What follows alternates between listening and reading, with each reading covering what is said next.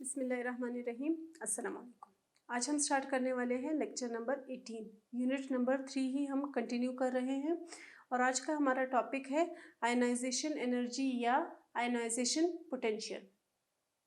पिछले लेक्चर में हमने देखा था कि हम पीरियोडिसिटी चेक करेंगे डिफरेंट फिनोमेनास की अलोंग द पीरियड और अक्रॉस द ग्रुप, यानी कौन कौन सी प्रॉपर्टी जब हम पीरियड में लेफ़्ट से राइट की तरफ आते हैं एलिमेंट्स की तरफ तब क्या इफ़ेक्ट होता है, और जब हम ऊपर से नीचे की तरफ ग्रुप में जाते हैं तब क्या इफ़ेक्ट होता है।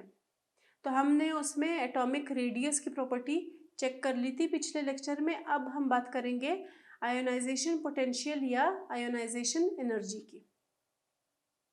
आयोनाइजेशन पोटेंशियल या आयोनाइजेशन एनर्जी के ट्रेंड चेक करने से पहले देख लेते हैं कि आयोनाइजेशन पोटेंशियल एक्चुअली है क्या।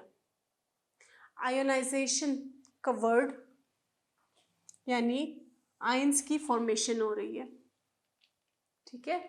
आयोनाइजेशन मतलब आयंस फॉर्म हो रहे हैं, कोई भी न्यूट्रल एटम जो है वो आयन में कन्वर्ट हो रहा है।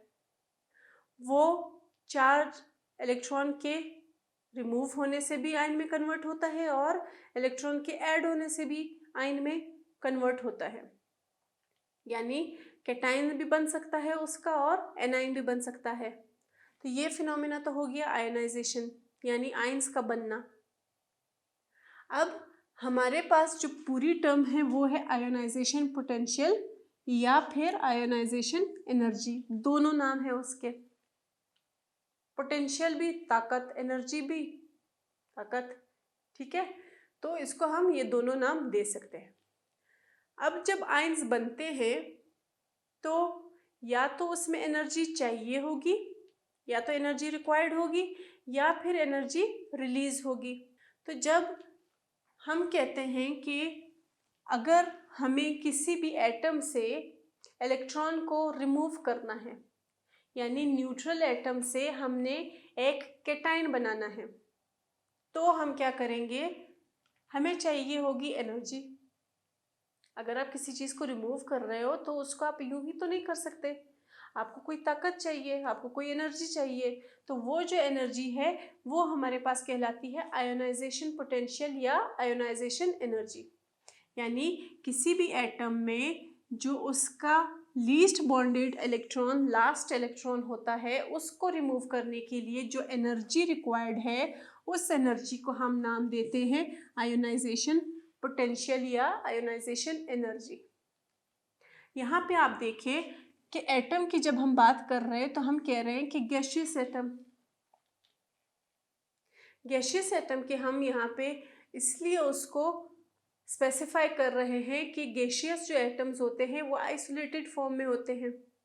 बाकी जो लिक्विड और सॉलिड फॉर्म्स में होते हैं वो किसी न किसी दूसरे एटम्स के साथ एसोसिएटेड होते हैं, ज्वाइंट होते हैं।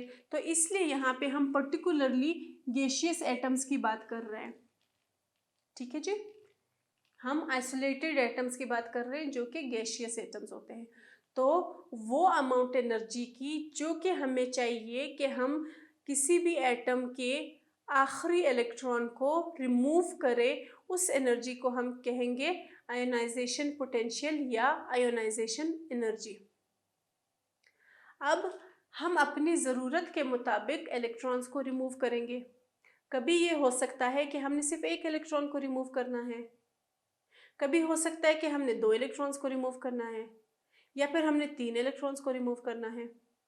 तो हर पर्टिकुलर सिनेरियो में क्या होगा कि अगर हमने सिर्फ एक इलेक्ट्रॉन, लास्ट इलेक्ट्रॉन रिमूव करना है, तो इसका मतलब जो आयोनाइजेशन पोटेंशियल होगा वो फर्स्ट आयोनाइजेशन पोटेंशियल कहलाएगा। आगे जब हम यूज़ करेंगे तो हम ये सिंबल ही आयोनाइजेशन एनर्जी, आयोनाइजेशन पोटेंशियल के लिए यूज़ करेंगे। तो जब हमने सिर्फ एक आखिरी इलेक्ट्रॉन को रिमूव करना है तो हमारे पास कौन सी एनर्जी रिक्वायर्ड होगी, first ionization energy, first ionization potential. अगर हमने दूसरे इलेक्ट्रॉन को रिमूव करना है, यानी आखिरी के एक इलेक्ट्रॉन को रिमूव कर दिया, अब हमने एक और इलेक्ट्रॉन को रिमूव करना है, सेकंड लास्ट इलेक्ट्रॉन को, ठीक है। तो हमारे पास आयोनाइजेशन पोटेंशियल होगी सेकेंड आयोनाइजेशन पोटेंशियल। ठीक है, अगर हमने तीसरे इलेक्ट्रॉन को रिमूव करना है तो हमारे पास होगी थर्ड आयोनाइजेशन पोटेंशियल। ठीक है, तो आयोनाइजेशन पोटेंशियल क्या है कि जब इलेक्ट्रॉन के रिमूवल के लिए हमें जो एनर्जी रिक्वायर्ड होती है उसको हम कहते हैं आयोनाइजेशन पोटेंशियल। फिर first ionization potential, second ionization potential, third ionization potential, और फर्दर और किस हिसाब से होंगे कि हमने आखिरी इलेक्ट्रॉन रिमूव करना है, आखिरी 2 रिमूव करने हैं, आखिरी 3 रिमूव करने हैं या आखिरी 4 रिमूव करने हैं, तो उनके हिसाब से फर्स्ट, सेकंड, थर्ड और फोर्थ आयोनाइजेशन पोटेंशियल हम यूज़ करेंगे। ठीक है जी, ये तो हो गया आयोनाइजेशन पोटेंशियल या फिर आयोनाइजेशन एनर्जी। अब हम देख लेते हैं पीरियोडिक टेबल। पीरियोडिक टेबल में आयोनाइजेशन पोटेंशियल का क्या रोल होगा? आयोनाइजेशन पोटेंशियल जो है वो पीरियड में कैसे परफॉर्म करेगा और ग्रुप में कैसे परफॉर्म करेगा, ये अब हमने चेक करना है। ठीक है, तो इसको हम कैसे चेक करेंगे? उन फैक्टर्स के थ्रू हम चेक करेंगे जो कि इसको अफेक्ट करते हैं। जैसे हमने एटॉमिक रेडियस में चेक किया था, न्यूक्लियर चार्ज, शील्डिंग इफेक्ट और एनर्जी लेवल्स के थ्रू, वैसे ही हर फिनोमेना को कुछ न कुछ प्रॉपर्टी इफेक्ट करेगी, तो उसके हिसाब से उसकी जो ट्रेंड है वो बनेगी। तो इसलिए अब हम देख लेते हैं कि ऐसे कौन कौन से फैक्टर्स हैं जो कि आयोनाइजेशन एनर्जी को इफेक्ट कर रहे हैं, जो कि आयोनाइजेशन एनर्जी को या तो इंक्रीज करवाएंगे या फिर डिक्रीज करवाएंगे। तो जो पहली चीज़ है वो है size of an atom. Atom का साइज कितना है ये हमें बताएगा कि आयोनाइजेशन पोटेंशियल जो है वो कम है या फिर ज़्यादा है। ठीक है, दूसरी चीज़ जो है वो है न्यूक्लियर चार्ज। न्यूक्लियस पे जो चार्ज है वो कम है या ज़्यादा है, वो बताएगा कि हमारी आयोनाइजेशन पोटेंशियल इंक्रीज हो रही है या फिर डिक्रीज हो रही है। तीसरी चीज़ है shielding effect. Again shielding effect के इलेक्ट्रॉन्स के दरमियान कितनी रिपल्जन हो रही है, शील्डिंग इफेक्ट कितना ज़्यादा या कम है, ये हमें बताएगा कि हमारी जो आयोनाइजेशन पोटेंशियल है वो अलोंग द पीरियड और अक्रॉस द ग्रुप क्या परफॉर्म कर रही है, इंक्रीज हो रही है या फिर डिक्रीज हो रही है। तो अगर हम साइज ऑफ एटम की बात करें तो हम कहते हैं कि अगर एटम का साइज बड़ा है तो इसका मतलब आयोनाइजेशन पोटेंशियल जो है वो कम चाहिए। यानी एटम के साइज और आयोनाइजेशन पोटेंशियल के दरमियान कौन सा रिलेशन है? इनवर्स रिलेशन है। साइज इंक्रीज होगा तो इसका मतलब आयोनाइजेशन पोटेंशियल डिक्रीज होगा। अगर साइज डिक्रीज होगा तो इसका मतलब आयोनाइजेशन पोटेंशियल इंक्रीज होगी। ठीक, इसी तरह न्यूक्लियर चार्ज के बारे में हम ये कहते हैं कि न्यूक्लियर चार्ज अगर ज़्यादा है तो इसका मतलब आयोनाइजेशन पोटेंशियल जो है वो भी ज़्यादा चाहिए। न्यूक्लियर चार्ज ज़्यादा है तो पोटेंशियल भी ज़्यादा चाहिए, यानी इन दोनों के दरमियान अब न्यूक्लियर चार्ज और आयोनाइजेशन पोटेंशियल के दरमियान कौन सा रिलेशन हो गया? Direct relation. यानी न्यूक्लियर चार्ज इंक्रीज्ड तो आयोनाइजेशन पोटेंशियल भी ज़्यादा। न्यूक्लियर चार्ज हमारे पास कम है तो हमारे पास आयोनाइजेशन पोटेंशियल भी कम चाहिए। ठीक है, तीसरी चीज़ आ जाती है शील्डिंग इफेक्ट। शील्डिंग इफेक्ट क्या होती है? इलेक्ट्रॉन्स के साथ रिपल्जन। वजह क्या है कि वो एटम के साथ जो एटॉमिक न्यूक्लियस है उसकी तरफ अट्रैक्ट ना हो, ये हो गई शील्डिंग इफेक्ट। तो जितना शील्डिंग इफेक्ट हमारे पास ज़्यादा होगा उतनी ही कम हमें आयोनाइजेशन पोटेंशियल चाहिए होगी। ठीक है, तो अगेन इसका भी इनवर्स रिलेशन हो गया, शील्डिंग इफेक्ट का भी हमारे पास इनवर्स रिलेशन हो गया आयोनाइजेशन पोटेंशियल के साथ। तो इसका मतलब अगर साइज और शील्डिंग इफेक्ट इंक्रीज कर रहे हैं तो इसका मतलब आयोनाइजेशन पोटेंशियल जो है वो हमारे पास रिड्यूस्ड होगा, कम होगा। और अगर न्यूक्लियर चार्ज इंक्रीज कर रहा है तो इसका मतलब आयनाइजेशन पोटेंशियल जो है वो भी हमारे पास इंक्रीज करेगा। अगर वो डिक्रीज कर रहा है तो वो भी डिक्रीज करेगा। यानी दो फिनोमिनाज का आयनाइजेशन पोटेंशियल के साथ इनवर्स रिलेशन है, जबकि एक फिनोमिना का डायरेक्ट रिलेशन है आयनाइजेशन पोटेंशियल के साथ। ठीक है जी, यहाँ तक तो बात क्लियर हो गई कि कौन कौन से फैक्टर्स इसको अफेक्ट कर रहे हैं। अब हम देख लेते हैं इसके ट्रेंड्स को कि इन फैक्टर्स की वजह से ट्रेंड क्या बना रहा है। तो यहाँ पे हम क्या कह रहे हैं कि अगर हम पीरियोडिक टेबल में ग्रुप की बात करते हैं, ठीक है, हम ग्रुप की बात यहाँ पे कर रहे हैं, तो अगर पीरियोडिक टेबल में हम ग्रुप में अपवर्ड से डाउनवर्ड की तरफ जाते हैं तो हम कहते हैं कि जो आयनाइजेशन पोटेंशियल है वो क्या होगा, डिक्रीज होगा। ठीक है, कि जब हम ग्रुप में ऊपर से नीचे की तरफ जाते हैं, मूव करते हैं, तो आयनाइजेशन पोटेंशियल डिक्रीज होगा। यानी कि अगर यहाँ पे हाइड्रोजन की हम बात कर रहे हैं तो हाइड्रोजन का आयनाइजेशन पोटेंशियल ज़्यादा होगा बनिस्बत सीजियम के आयनाइजेशन पोटेंशियल के।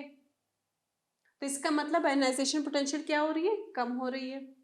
इसी तरह हम कहते हैं कि जब हम अलोंग द पीरियड बात कर रहे होते हैं, पीरियड क्या है हमारे पास, रोज है, और ग्रुप्स क्या है, कॉलम्स हैं। तो जब हम रो में आते हैं फ्रॉम लेफ्ट टू राइट, ठीक है, तो क्या होता है कि आयनाइजेशन एनर्जी जो है वो इंक्रीज होती है। ठीक है, आयनाइजेशन एनर्जी जो है वो इंक्रीज हो जाती है। क्यों इंक्रीज होती है, क्योंकि उसमें जो न्यूक्लियर चार्ज है वो भी इंक्रीज हो रहा होता है। तो इसका मतलब आयनाइजेशन पोटेंशियल जो है हमारे पास वो जब हम मूव करेंगे पीरियड में अलोंग द रो, तो हमारे पास आयनाइजेशन पोटेंशियल होगा इंक्रीज। ठीक है, ये ट्रेंड बना रहे हैं कि across the group ionization potential decrease हो रही है और along the period ionization potential increase हो रही है।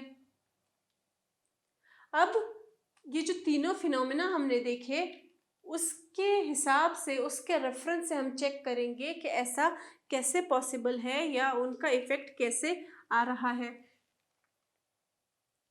तो हम कर लेते हैं बात, सबसे पहले किसकी बात की थी हमने, साइज की बात की थी, एटॉमिक साइज की बात की थी।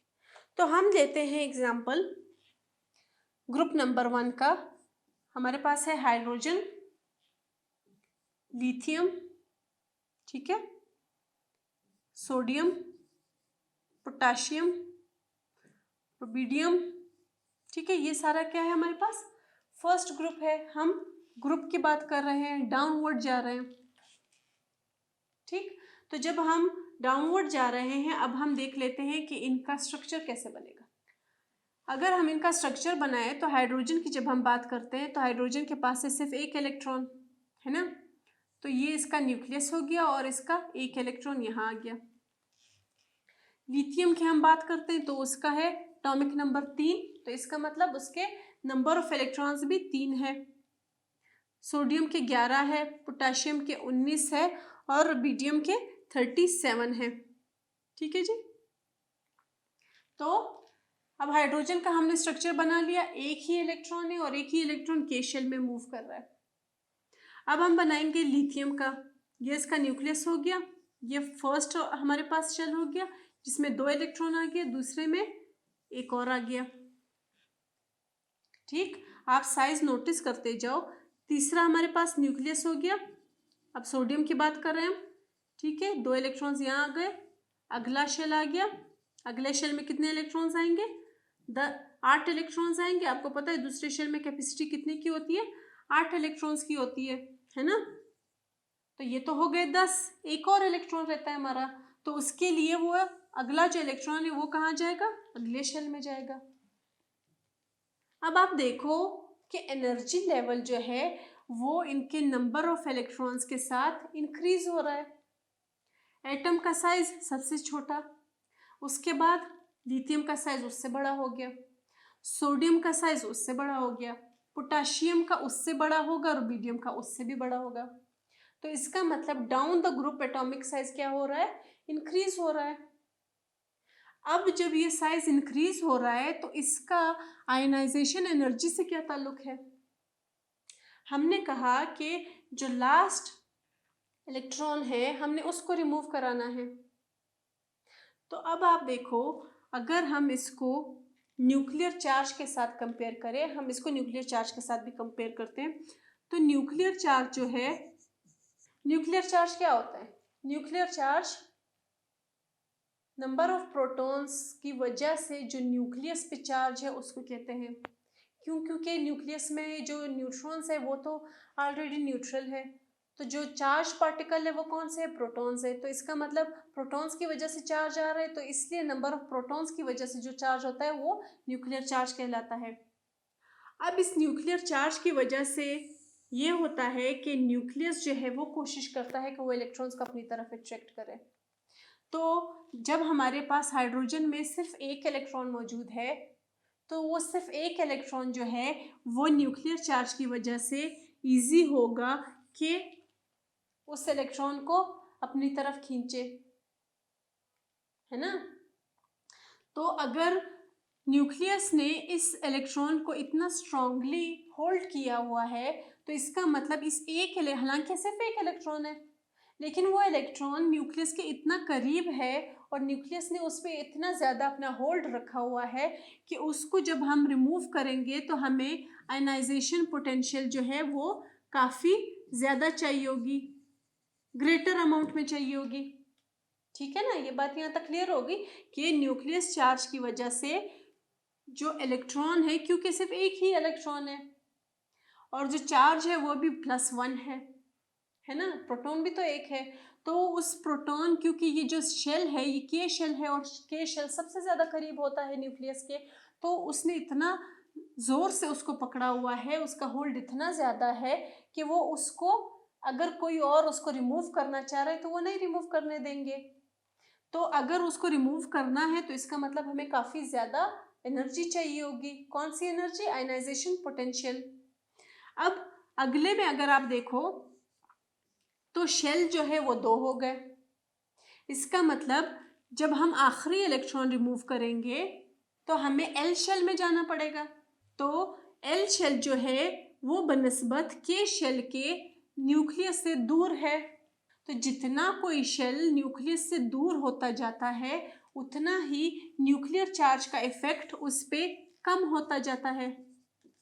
ठीक है, जितना कोई शेल करीब है उतना न्यूक्लियर चार्ज का इफेक्ट उस पर ज़्यादा है।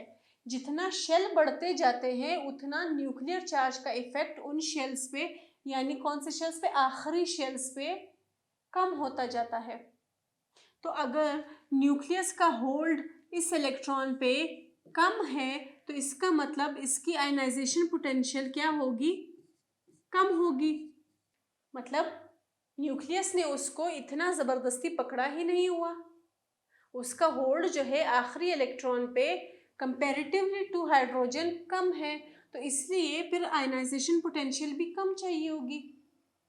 इसी तरह जैसे ही एटम्स का साइज बढ़ता जाएगा, शेल्स इंक्रीज होते जाएंगे, एनर्जी लेवल्स इंक्रीज होते जाएंगे। शेल्स और एनर्जी लेवल्स एक चीज़ है, ठीक है, ये याद रखिएगा।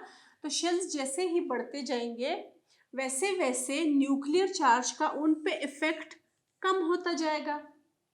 तो जितना जितना न्यूक्लियर चार्ज का इफेक्ट कम होता जाएगा वैसे वैसे आयनाइजेशन पोटेंशियल भी कम चाहिए होगी।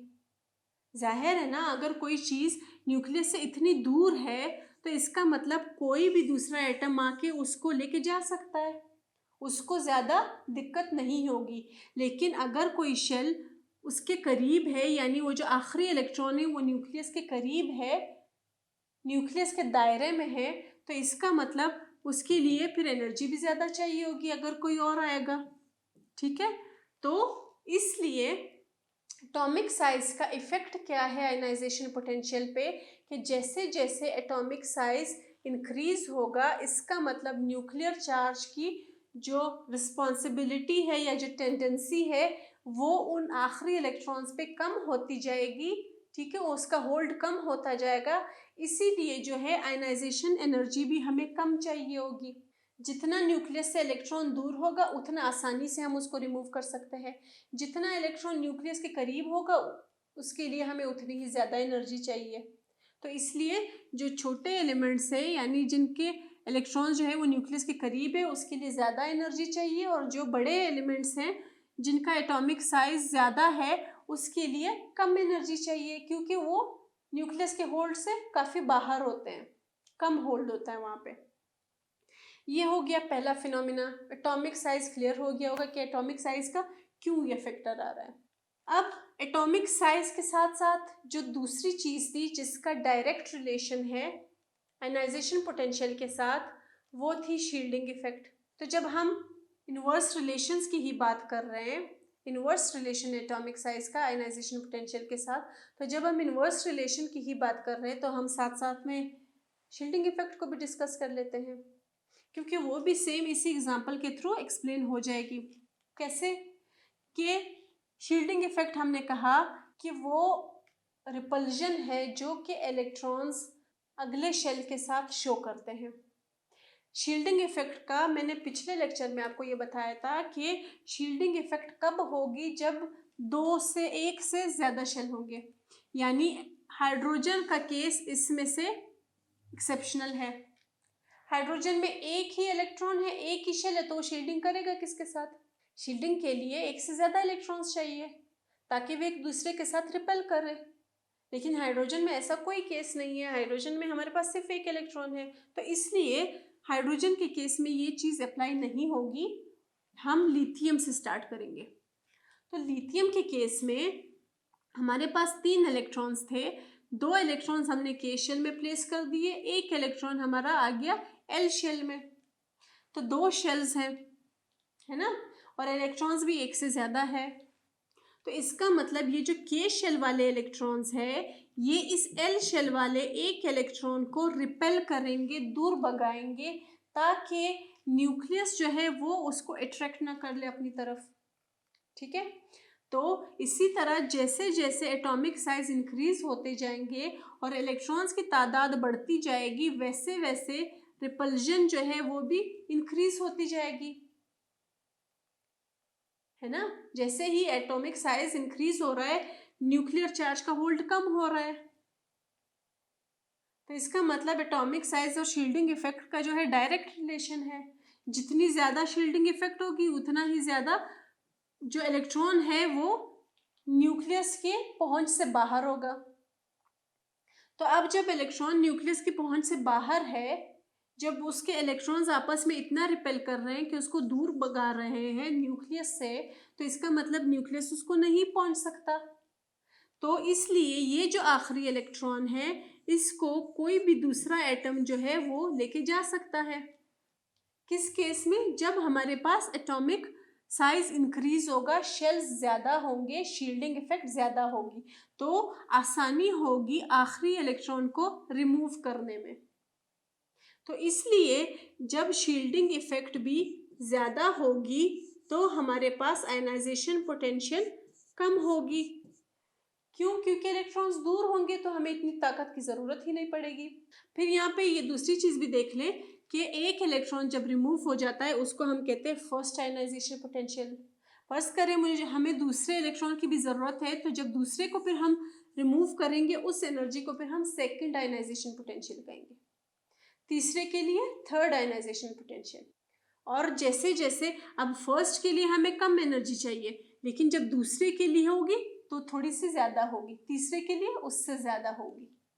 तो आपको यहाँ तक समझ आ गया होगा कि एटॉमिक साइज और शील्डिंग इफेक्ट का सेम इफेक्ट है किस पे? आयनाइजेशन पोटेंशियल पे। यानी जब साइज इंक्रीज होगा तो शील्डिंग इफेक्ट भी इंक्रीज होगी, यानी इलेक्ट्रॉन्स के दरमियान रिपल्जन भी इंक्रीज होगी। तो इसी वजह से न्यूक्लियस का होल्ड इलेक्ट्रॉन्स, बाहर वाले जो इलेक्ट्रॉन्स हैं, लास्ट इलेक्ट्रॉन्स जो है उन पे कम होता जाएगा जब हम डाउन द ग्रुप जाएंगे, और इसी वजह से आयनाइजेशन पोटेंशियल भी कम होती जाएगी, कम चाहिए होगी हमें। ठीक है जी। फिर हम देख लेते हैं कि न्यूक्लियर चार्ज जो है, न्यूक्लियर चार्ज का जो फिनोमिना है वो कैसे इफेक्ट कर रहा है आयनाइजेशन पोटेंशियल को। ठीक है, तो हम देखते हैं कि न्यूक्लियर चार्ज आयनाइजेशन पोटेंशियल पे क्या इफेक्ट कर रहा है। अच्छा जी, अब हम ऐसा करते हैं कि अभी हमने एग्जांपल्स ली थी ग्रुप की, तो अब हम एग्जांपल ले लेते हैं पीरियड वाइज।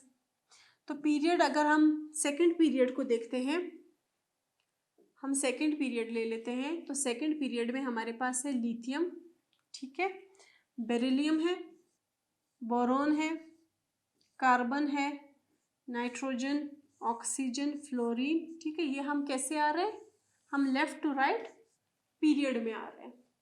और हम चेक क्या करना चाह रहे हैं, हम न्यूक्लियर चार्ज का इफेक्ट चेक करना चाह रहे हैं, किस पे, आयनाइजेशन पोटेंशियल पे, आयनाइजेशन एनर्जी पे। ठीक है, तो हमने ये कहा कि न्यूक्लियर चार्ज अगर ज़्यादा है तो इसका मतलब आयनाइजेशन पोटेंशियल जो है वो भी ज़्यादा होगा। दोनों में कौन सा रिलेशन है, डायरेक्ट रिलेशन है। इसकी वजह देख लेते हैं। अगेन हम स्ट्रक्चर बनाएंगे लिथियम का। अच्छा जी, एक बात ये भी याद रखिएगा कि पीरियड में नंबर ऑफ शेल्स जो है वो पहले एलिमेंट से लेके आखिरी एलिमेंट तक सेम रहते हैं। हम सेकंड पीरियड की बात कर रहे हैं, तो यहाँ पे नंबर ऑफ शेल्स जो है वो सारे के सारे एलिमेंट्स के लिए इक्वल होंगे 2 के।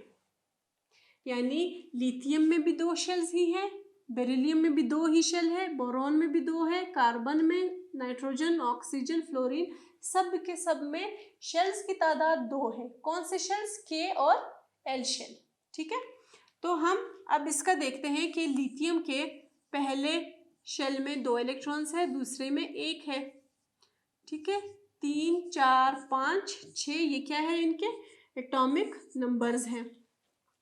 जो एटॉमिक नंबर होता है सेम ही इलेक्ट्रॉन का नंबर होता है, क्योंकि हम पीछे पढ़ते आ रहे हैं कि number of protons is equal to number of electrons.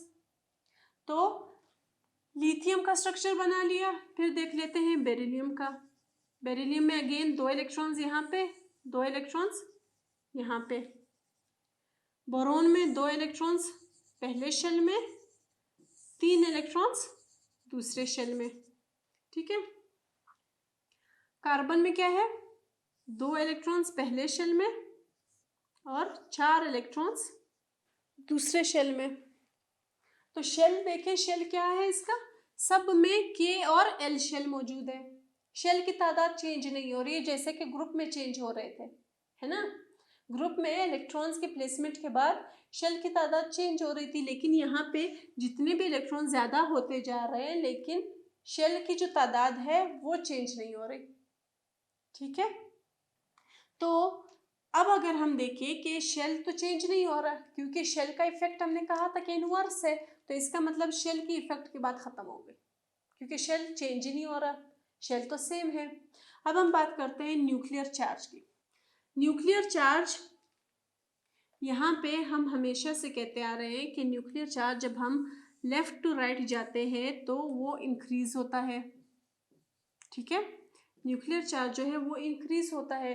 तो जितना ज़्यादा न्यूक्लियर चार्ज इंक्रीज होगा उतना ही ज़्यादा क्या होगा कि ये जो वैलेंस इलेक्ट्रॉन्स है इन पे होल्ड उसका ज़्यादा होगा।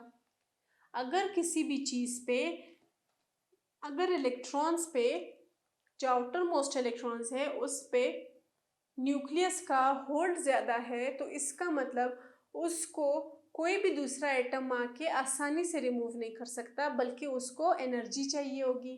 कौन सी एनर्जी, आयनाइजेशन पोटेंशियल। तो इसलिए हम कहते हैं कि जैसे जैसे हम लेफ्ट से राइट की तरफ आते जाते हैं तो हमें पता है कि न्यूक्लियर चार्ज जो है वो इंक्रीज होता जाता है। अच्छा, क्यों इंक्रीज हो रहा है, क्योंकि नंबर ऑफ प्रोटॉन्स इंक्रीज हो रहे हैं, है ना। लिथियम में 3 प्रोटॉन्स है, चार्ज कितना है, 3 है। लेकिन जब हम फ्लोरीन की बात करते हैं तो उसके पास 9 प्रोटॉन्स है, तो इसका मतलब चार्ज क्या हो गया है, इंक्रीज है।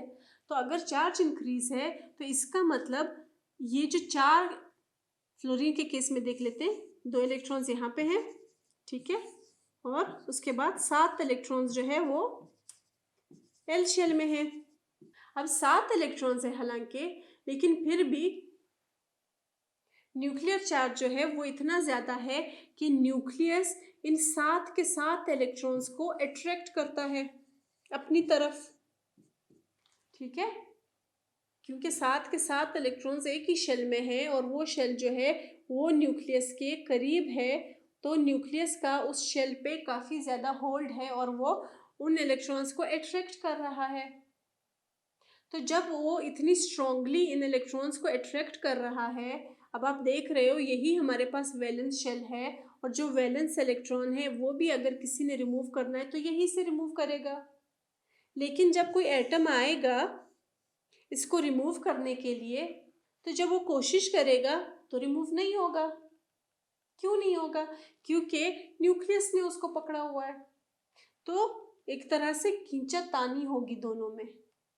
तो जब हम एनर्जी इंक्रीज करेंगे, ठीक है, ग्रेटर अमाउंट में एनर्जी लेंगे, तब ही ये पॉसिबल होगा कि उसका वो एक इलेक्ट्रॉन हम रिमूव कर सके।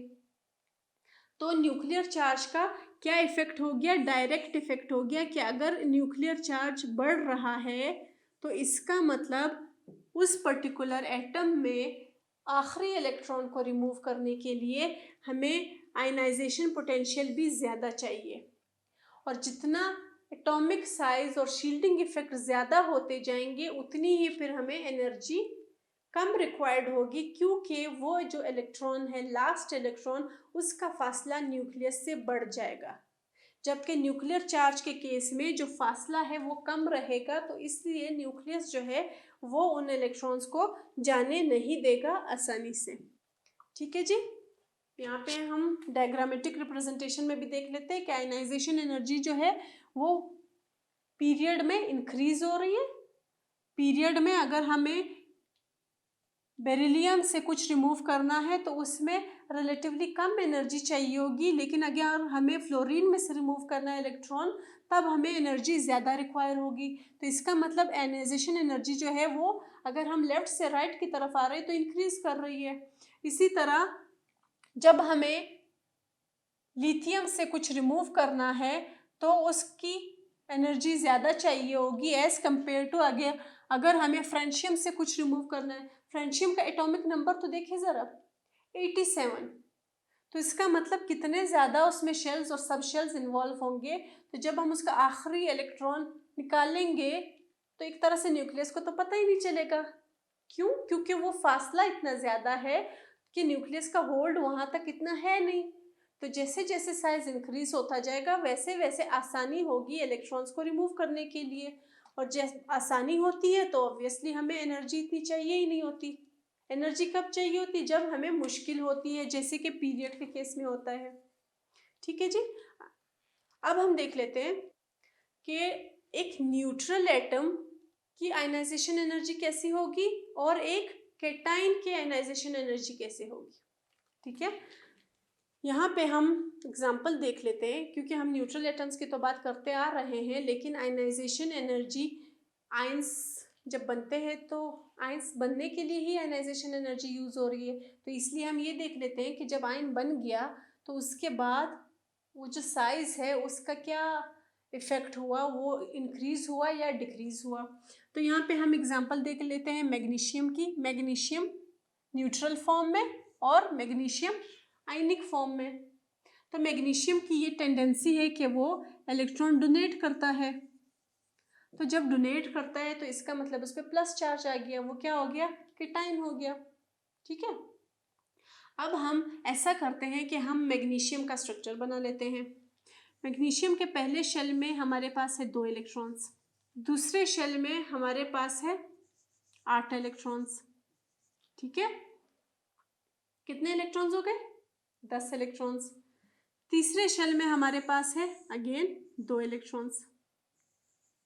ये क्या है हमारे पास? न्यूट्रल मैग्नीशियम का एटम है। अब कोई एटम आया, ठीक है, कोई एक्सटर्नल एटम आया, उस एटम ने इस इलेक्ट्रॉन को रिमूव कर दिया। ठीक है, इलेक्ट्रॉन लूज हो गया। तो इलेक्ट्रॉन के लूज होने की वजह से मैग्नीशियम पे कौन सा चार्ज आया? प्लस चार्ज आया। ये तो हम बार बार करते आ रहे हैं, कहते हैं कि जब भी कोई एलिमेंट अपना इलेक्ट्रॉन डोनेट करती है तो डोनेशन करने वाला आपको पता है पॉजिटिव होता है, ठीक है। तो डोनेट जब करती है उस पर पॉजिटिव चार्ज आता है। अब इसने इलेक्ट्रॉन जो है डोनेट कर दिया तो इस पे चार्ज क्या आ गया? पॉजिटिव आ गया। अब ये इस आयनिक फॉर्म में इसका क्या स्ट्रक्चर होगा कि यहाँ पे हमारे पास 2 इलेक्ट्रॉन्स हो गए, फिर अगेन दूसरे में हमारे पास कितने इलेक्ट्रॉन्स हैं? 8 इलेक्ट्रॉन्स हैं। आखिरी में कितने इलेक्ट्रॉन्स रह गए?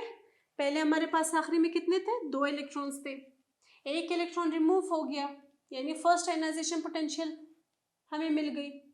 तो कौन सा इलेक्ट्रॉन रह गया? एक इलेक्ट्रॉन रह गया। अब क्या हुआ?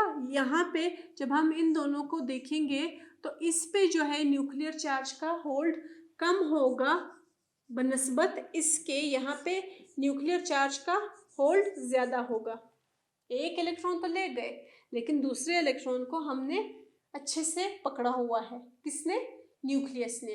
तो जब हम इन दोनों को कंपैरिजन में देखते हैं तो कैटाइन का साइज जो है वो न्यूट्रल एटम के रेफरेंस से हमेशा छोटा होगा और न्यूट्रल एटम का साइज जो है वो कैटाइन की निस्बत से बड़ा होगा। वजह क्या है कि वहाँ पे इलेक्ट्रॉन रिमूव नहीं हुआ, लेकिन जब आयन होता है, आयन बनता है, तो इसका मतलब इलेक्ट्रॉन रिमूव हो गया तो उसका साइज जो है वो श्रिंक हो गया। ठीक है जी, यहाँ तक बात क्लियर हो गई। तो ये हो गया हमारे पास आयनाइजेशन पोटेंशियल बिटवीन किसके और किसके कंपैरिजन के? न्यूट्रल एटम के और उसका जो आयन बनता है उसके। जब तक वो न्यूट्रल फॉर्म में है तब तक उसका आयनाइजेशन पोटेंशियल जो है वो कम होगी और वो जो है उसका साइज इंक्रीज्ड होगा। लेकिन जैसे ही उसने अपना एक इलेक्ट्रॉन डोनेट कर दिया वैसे ही उसका साइज श्रिंक हो गया। क्यों? क्योंकि इलेक्ट्रॉन रिमूव हो गया। तो कंपैरेटिवली जब हम देखते हैं तो जो आयन होता है, कैटाइन जो होता है, उसका साइज रिड्यूस्ड होता है as compare to neutral atom के। आई होप यहाँ तक क्लियर हो गया होगा। Thank you.